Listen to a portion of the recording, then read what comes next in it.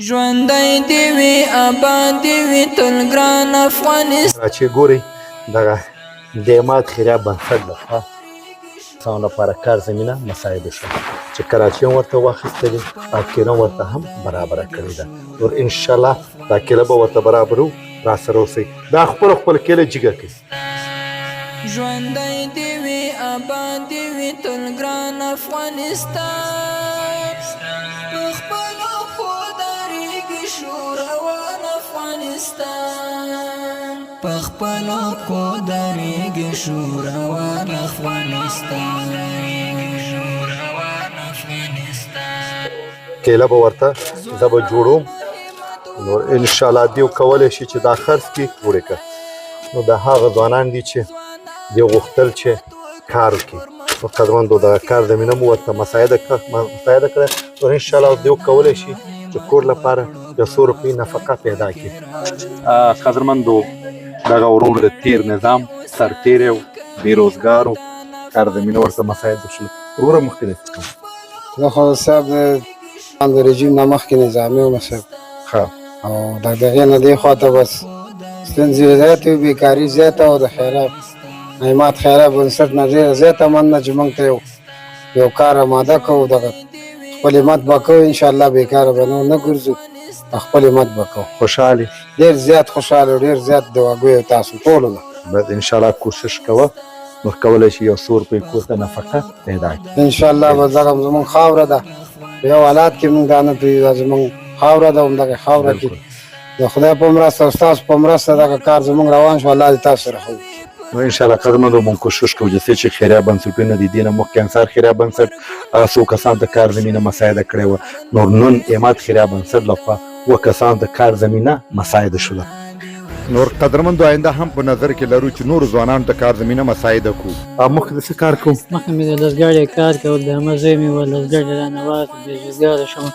دلته مې ملګري راته وویل چې دلته لسګاړي درته پیدا کوم، لسګاړي کار کوي. چې لسګاړی یې درنه واخیستلو خفه شوی دی؟ ډېر خفه وم، بېروزګار مې وکړې، بېروزګار. کله فکر دې کړی و چې اعتماد خیریه بنسټ ورور به درته کار زمینه مساعد کړي؟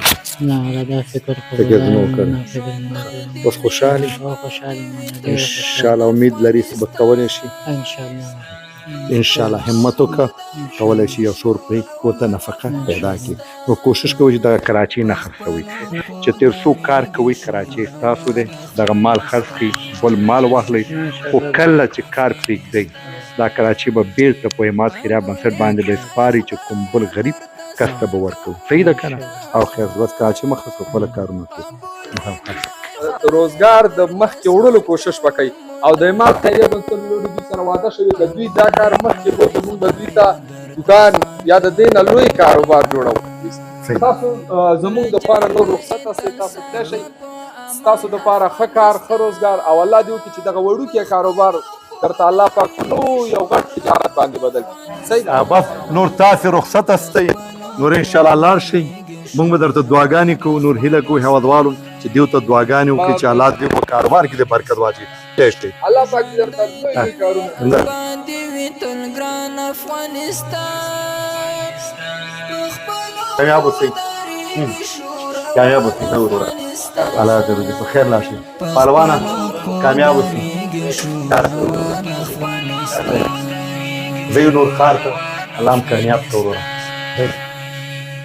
ډېر سرزوري راشي کامیاب اوسئ وروره. په زور مو دې شړلې.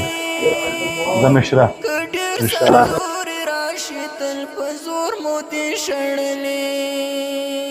که ډېر سرزوري راشي تل په زور مو دې شړلې. په وینو مو ساتلی د جهنان نو قدرمندو دا و زموږ خپرونه، انشاءالله بیا به ستاسو د خدمت ته حاضر وي. اجازه راکړئ. الله په خپلو پښو درېږي شوروان افغانستان. ژوندی دی وی